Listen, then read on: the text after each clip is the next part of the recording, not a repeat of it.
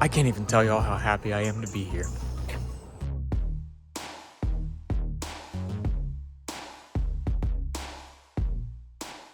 I want to start by saying this. There are cities, and then there are cities. Places that feel like the epicenter of the planet, the capitals of the world, the center of the universe. And while opinions vary, you'll have a hard time finding any cities that hold a candle to London, England, and New York City. But as great as London and New York are on their own, they're also two of the world's biggest rival metropolises. And they're definitely worthy rivals.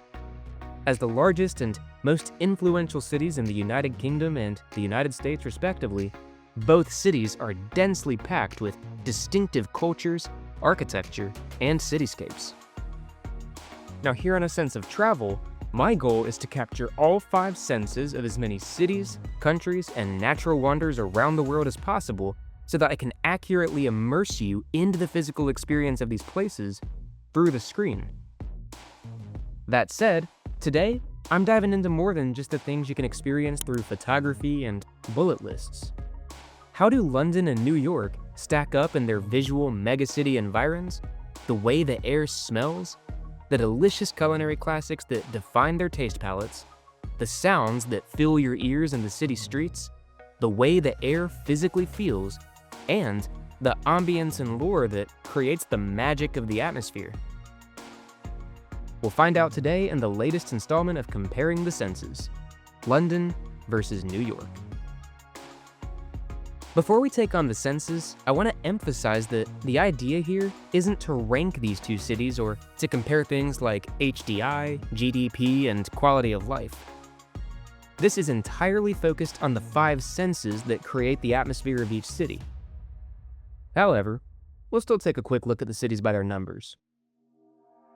Sitting in the southeastern corner of Great Britain, London is the capital of the United Kingdom, as well as the capital of England, one of the 4 constituent countries within the Union. The city's 32 boroughs, along with the formal City of London, accounts for over 9 million residents, and the metro area at large is home to over 15 million people.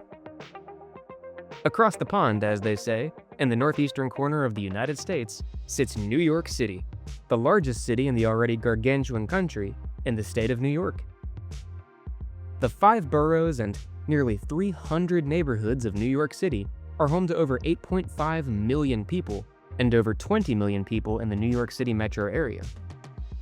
Now, I should note that while on paper it appears that London is more populated, city limits are arbitrary and it's the metro area that really tells the story. And New York is still a good bit larger overall. So the first thing to look at when stacking up London and New York is perhaps the most obvious. They're dense, historic, and truly iconic cityscapes. We'll kick off in London. London's cityscape is one of the most fascinating tales of history you can experience in person. The sprawling metropolis, a fabric of glass skyscrapers in eclectic shapes, silver and bronze domes, spires, and steeples, rooflines of white and gray, and a jumble of low-rise boxes, represents nearly every era of human history over the last 2,000 years. Ancient Roman walls, the haunting medieval Tower of London, stately Victorian bridges, royal parks, and whimsical 21st century skyscrapers all jumble together around the wide, murky River Thames in shades of brown, gray, white, and beige. London is a city of layers, and despite all those layers, it's tied together by a decidedly royal ambience. You'll feel that ambience in the golden statues perched upon marble pillars, the crown markers placed on the many classic red telephone boxes, the word royal appearing on what feels like every other business and building, and of course, the actual functioning monarchy right in the middle of the whole thing. This royal ambience is most apparent in the city of Westminster, London's central borough and one of the most visually rich urban spaces on the planet. This awful trend of minimalism that's really taken over the planet doesn't seem to have taken effect in London's neighborhoods like Soho, Carnaby Street, and Covent Garden, and I am so thankful for that. Here in central London, old brick, handsome marble, decorative gray stone, green parks, and some of the world's most recognized buildings create a cityscape that feels historical, magical, and deeply ceremonial. As you place yourself into a walk through central London, imagine narrow streets and pedestrian promenades in Covent Garden, Carnaby Street, Soho, and so many other distinctive neighborhoods where boutique shops, traditional British pubs, cafes, and bookstores cram into elegant brick, stone, and plaster buildings. Between the tight roads lined by old brick and marble mid-rises, red double-decker buses and black taxicabs sprinkled throughout the traffic, lush corner parks, red phone booths, royal crests, church bells, there's a lot to take in. Nearby, Piccadilly Circus feels almost like London's answer to Times Square. It's not as bright, huge, or shall we say aggressively chaotic as New York's version, but it still gives you that unmistakable sensation that you've stumbled into the center of the universe. And then you've got the skyscrapers. Now, there aren't as many of them, and London's skyscraper districts are relatively concentrated compared with New York, but the shapes are some of the most fun in the world. For example, the cheese grater and the walkie-talkie look exactly like colossal glass and steel versions of their nickname counterparts. And then there's my favorite, the gherkin, which looks like a cucumber rising from the earth. To this day, the Gherkin is still my favorite modern building in the world, and I don't know why. I mean, come on, guys, look at that thing. And of course, we can't forget about the neighborhoods.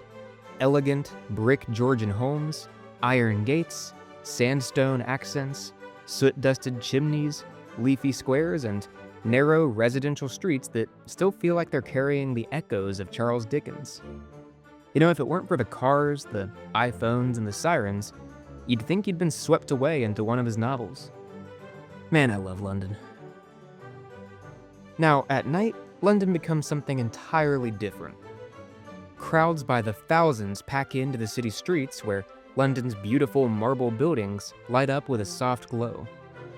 The London Eye radiates in flashy hues of red, purple, green, and blue. Piccadilly Circus flashes with LEDs. Tower Bridge serves as an elegant centerpiece, and the eccentric skyline is thrown into an even deeper contrast with the regal, historic structures beneath it. It's difficult to truly summarize the ambience that the city emits at night, but if I could capture the vibe with only 2 words, those 2 words would be dinner party.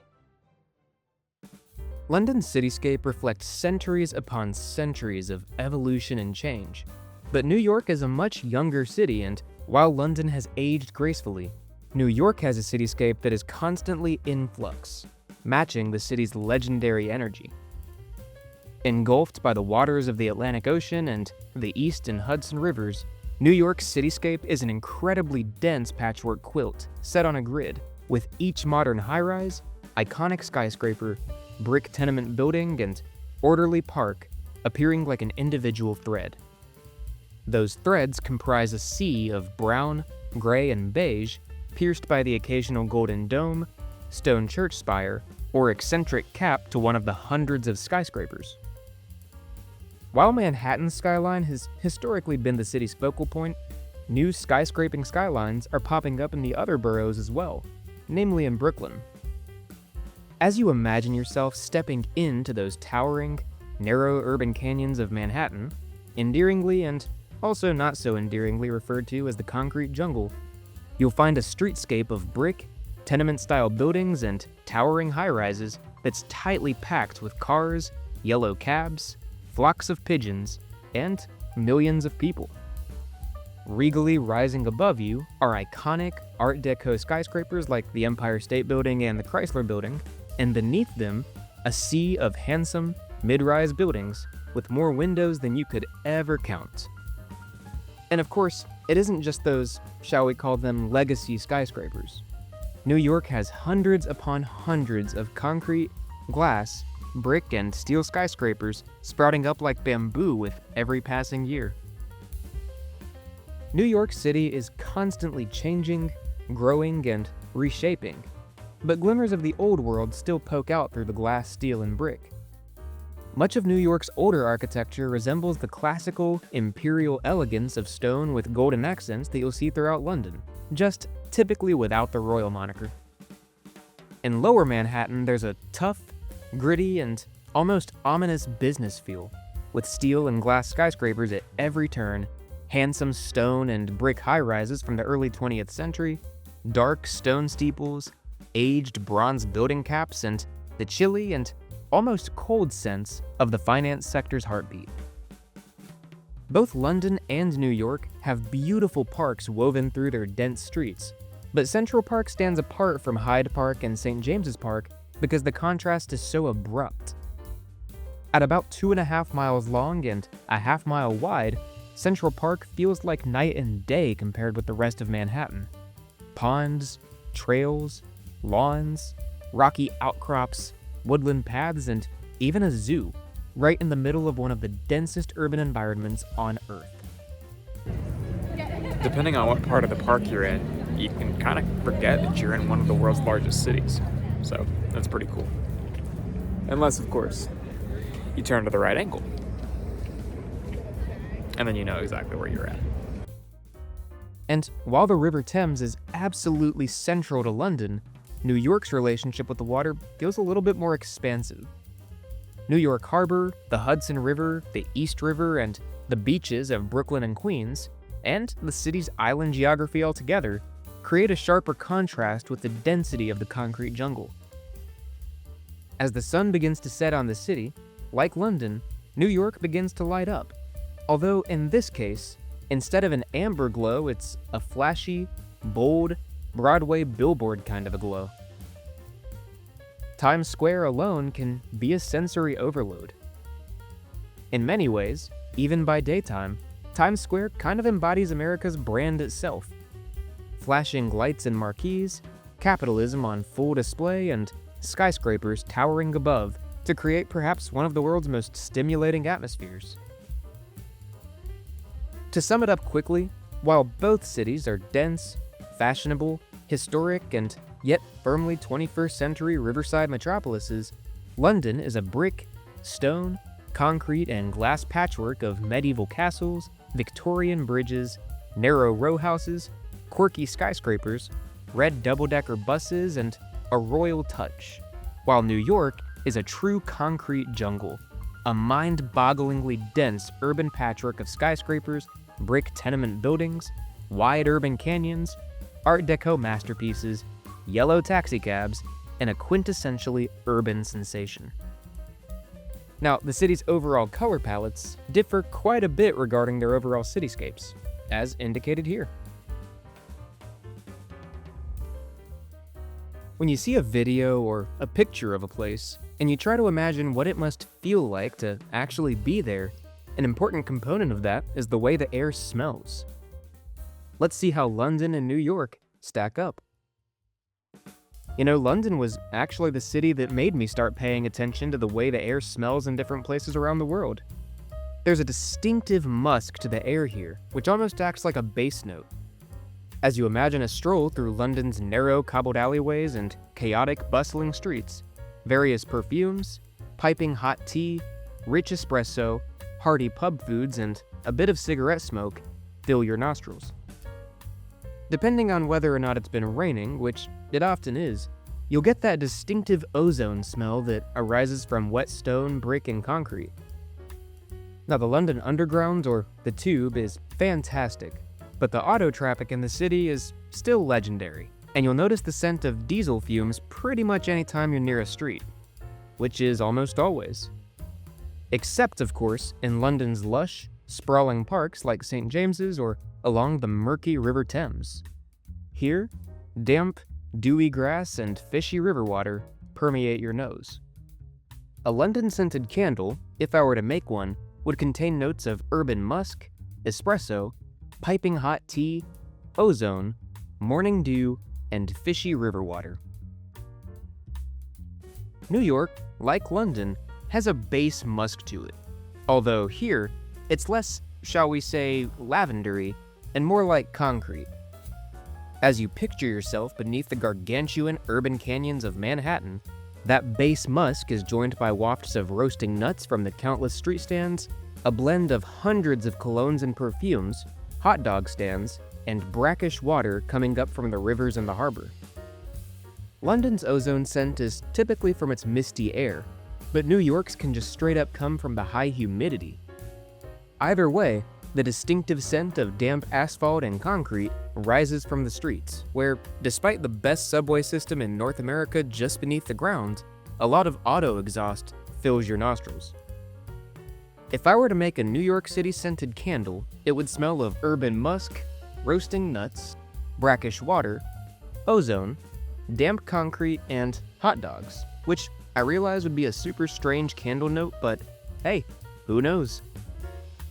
Let me know in the comments which of these two cities has a scent profile that you prefer more.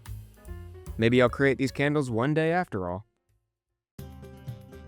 It can be tough to narrow down the taste palette of any international cosmopolitan city, and I'd say that London and New York are among the hardest. There's just not a singular cuisine anymore that kinda unifies either place. So, the easiest way to compare them is to look at the classics, even if they aren't as ubiquitous as they once were.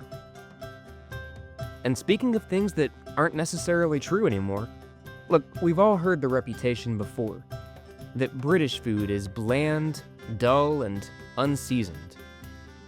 One of my favorite adages goes something along the lines of, they colonized the entire world for spices, and then didn't use a single one of them. But is that reputation fair? Well, personally, I don't think so. Here are some of the delicious foods I tried that I feel capture the tastes of London. Fish and chips. There's no other way to start than with the most classic of them all. Fried, rich, and salty Atlantic cod, which should always be paired with malt vinegar and lemon juice, is just better tasting here in the UK. I don't know how else to explain it. The chips, or fries, if they're top-notch, are crunchy, golden, and crispy. Here in the UK, they're usually accompanied by mushy peas. I had my classic plate at a very quintessential-looking neighborhood pub near Camden Town. Steak and ale pie with mash. Pies and mash were the original British fast food. At Hung, Drawn, and Quartered near the Tower of London, I dug into a steak and ale pie. If you're American, well, the best way I can describe it is like a steak pot pie. The mash, or mashed potatoes, come doused in gravy, the spillover of which adds a nice savory kick to the little side salad of cabbage and peas. Tea and scones. Tea time in London is as British as it gets. An English breakfast tea straight from the pot, mixed with a bit of milk to sweeten the flavor, is a delicious way to accompany the next British classic, scones. Fruit scones with jam in particular. If you're American, they're like biscuits. If you're from the deep south, they're like Bojangles' Bowberry biscuits.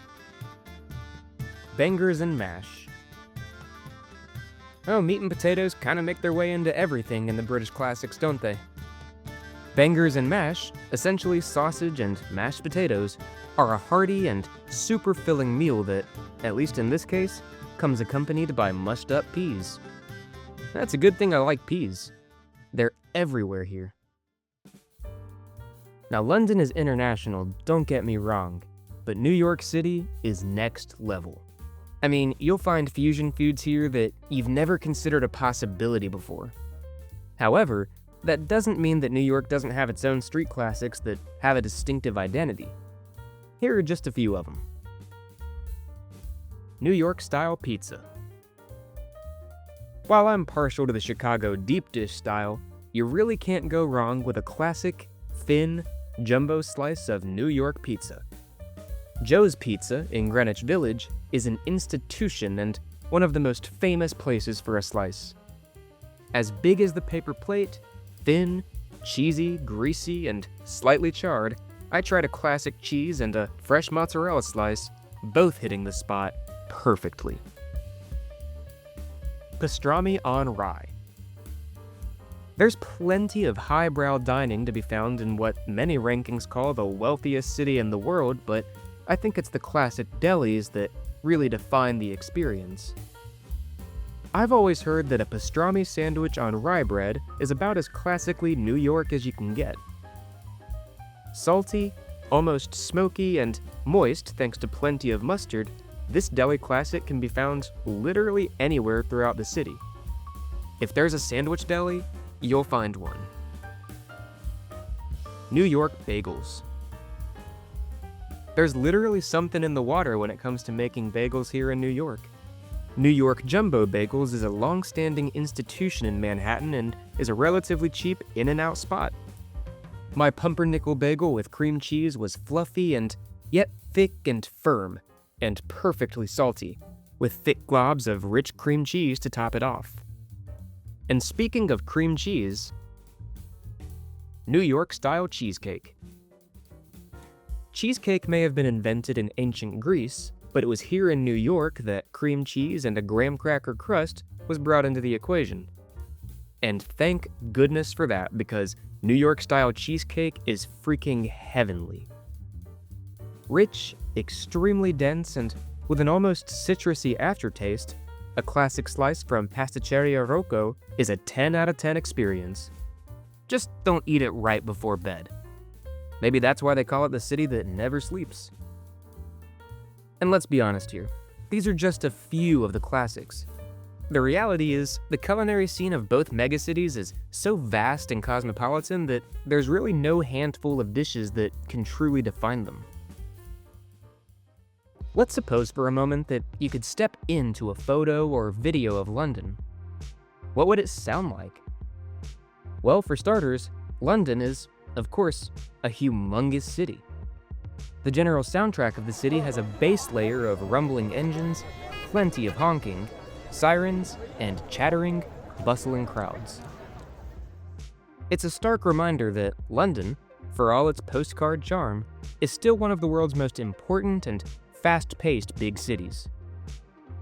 Beneath ground, the rumble of the London Underground keeps the city rolling despite the bustle. And if you're ever in town, be sure to find the gap between the train and the platform. Timeliness and order are staples in British culture, and on the hour, every hour, the heavy bell chimes of Big Ben ring out from the Elizabeth Tower, an almost reassuring and comforting sonic experience. You know, this is my third time to London, but it's the first time I've ever seen the Elizabeth Tower without scaffolding, and it is breathtaking. Now, the city's soundscape isn't pure bustle. Church bells chiming from the nearby cathedrals, seagulls crying, people dining on the river's edge, trains screeching on the tracks above, and boat horns from the River Thames create a sonic atmosphere that is uniquely London. Now, this might be where London and New York are the most similar, because New York is even more humongous and is, of course, another one of the world's most important and fast-paced big cities. So as you kind of place yourself imaginatively into a weekday morning here in Midtown Manhattan, well, it's pretty loud and chaotic. I mean, right now I happen to be on a pretty calm block, but for the most part, the soundscape is just completely packed in with the sounds of honking, like so much honking. Tires on asphalt, tons of construction noise. You actually hear the subway kind of running beneath the ground, and you can actually kind of feel the vibrations literally on your feet as you walk. You got seagulls crying out in the distance. It's chaotic. The dense, tenement-blanketed neighborhoods are filled with the bustle of crowds made up of local New Yorkers, commuters in suits and ties from the suburbs, and of course, tourists.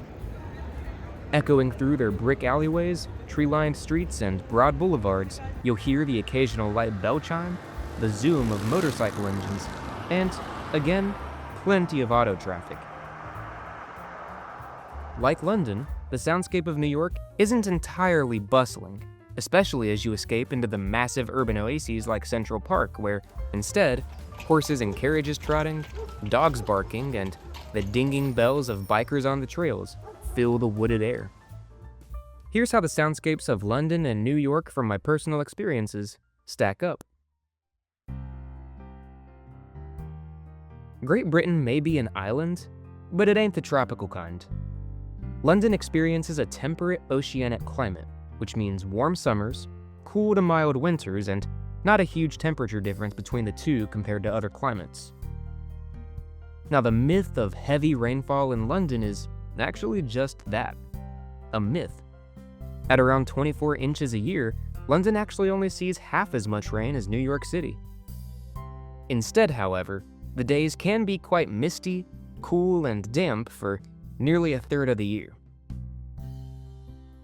Now, all that extra rain in New York City, consequently, doesn't mean that it's all doom and gloom. As a matter of fact, it gets about 1.5 times as much sunshine as London. And things are shifting. New York's climate was recently reclassified as a humid subtropical climate instead of a humid continental, with long, hot, humid summers and moderately cold winters with some snowfall. Just generally speaking, it's stickier and more humid in New York and mistier and more damp in London. So here's my take. It's okay to romanticize things. That's what makes the novelty of traveling so exhilarating. And that said, to really capture the spirit and the magic of places around the world, you have to let your imagination roam a little bit wild. After all, urban legends, mythological fairy tales, and dramatized history are a big part of the identity of cities and countries worldwide, and the stories and lore that London and New York bring to the table carries a lot of weight. Letting fantasy and folklore infiltrate your mind as you wander about can really bring out the mystique and the charm in different places. Let's take a look at the ambience that each city evokes. We'll kick off in London. It's almost impossible to explore London and not feel as if you're part of some whimsical fantasy novel. So many mysterious and magical worlds use London as their home base. Harry Potter, A Christmas Carol, Sherlock Holmes, Mary Poppins, and about 1,000 other stories involving fog, street lamps, and someone dramatically turning a corner in a long coat. You can tangibly feel that magical sense of the wizarding world as you catch a train from the dull, brown brick King's Cross station, a perfect metaphor for the transition between the Muggle and magical worlds, or as you cross Blackfriars Bridge into the melancholy world that Charles Dickens knew. But it isn't just modern fantasy that shapes London's ambience. The city has plenty of its own very real lore, especially in the foreboding Tower of London. Now, a lot of London's history is actually pretty dark and pretty morbid, and no place really captures that the same way as the Tower of London. You want to talk about dark and morbid, some of the stories that come out of this place are, well, they're a bit terrifying. There's nothing quite like gazing over the eccentric, modern skyline while standing on an almost 1,000-year-old stone and timber ledge that bears the weight of centuries of bloodshed, imprisonment, ceremony, and conflict. It's a strange and kind of heavy feeling to carry. And then, of course, there's that one word that just sums up the London experience in one fell swoop: royal. Sure, you'll feel the weight of the British crown as you wander the grounds of Buckingham Palace and St. James's Park, but you'll also feel it in the golden statues, the royal crests, the ceremonial guards, the parks, the monuments, and the sheer number of businesses and buildings labeled the Royal blank. London's lore feels inherited. It tangibly feels like you're walking through a story that started centuries before you, and that now you get to be a part of it. New York City is probably the most famous and iconic city on planet Earth. And I say that with full adoration for cities like London, Paris, and Tokyo. But I mean, come on. It's New York freaking City. How could you not become lost in your own imagination as you wander through its urban canyons? How could you not at least slightly believe that maybe Spider-Man might swing around the corner onto a tenement balcony?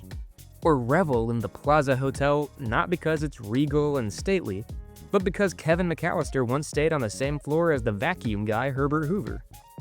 Or feel like you're one and the same as a Teenage Mutant Ninja Turtle as you throw down a slice of New York pizza? The city is so baked into the lore and pop culture of the world that it's hard not to feel like Manhattan is one massive movie set, and some kind of epic urban adventure is always about to unfold. But even without the pop culture, every little thing about New York creates an ambience that can't be replicated. It's the accent, it's the passionate way people talk, the street food stands, the pigeons the size of rats, which in New York is saying something. It's the gold lacing on the old skyscrapers, the subway grates, the tenement balconies, the neighborhood delis. As multicultural and global as the city is, there's an unmistakable feeling throughout the concrete jungle that this place is uniquely, proudly, and unashamedly New York. Comparisons aren't inherently competitive things, and the idea here isn't to pit cities up against each other. In fact, the idea is to celebrate the fact that there's so much world to discover, experience, and explore. Thanks for diving into the truly amazing rival global capitals of London and New York with me today, and stay tuned for more city comparisons in the near future. As always, thanks so much for watching. I'll catch you next time.